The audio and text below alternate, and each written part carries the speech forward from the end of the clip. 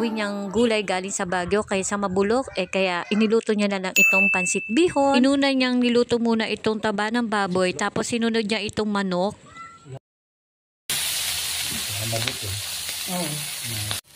Pagkatapos naman ay sinunod niya itong bawang, napakaraming bawang, at chicken pork cube. Isa lang ang nilagay ni Mr. John at hinalo-halo niya lang ni Mekos na ni Mr. Diyos ko, nasulo na aking kawali. Anyway, siya nagluluto. Baka sabihin niya, ako nagluluto.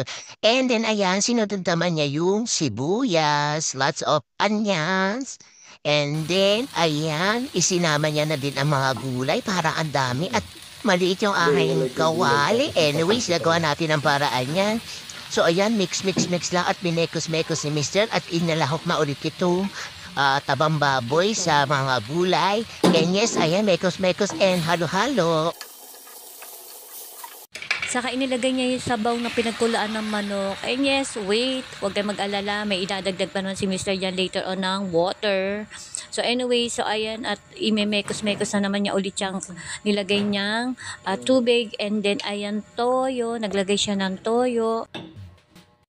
Then, dinisa na natin gulay. And then, yung karne, sinama na rin natin. Yung karne, niluto na natin. Luto na rin. Then, dinagdaga ko lang na sabaw, konting toyo. Then, saka yung North Cube. Then, add na natin yung beer.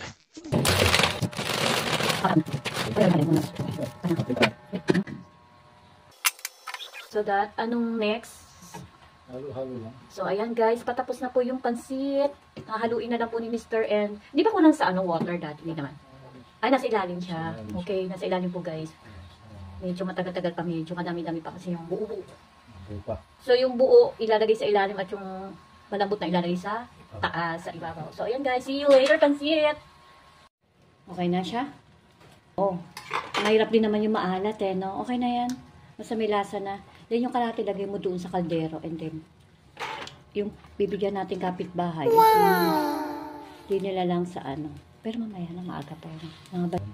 So guys, hindi pa daw pulo to. So mga around mga 5 minutes pa, no? Ayan guys. So ayan. So this is it. Malapit na po matapos yung pansit. Happy Chinese New Year everyone!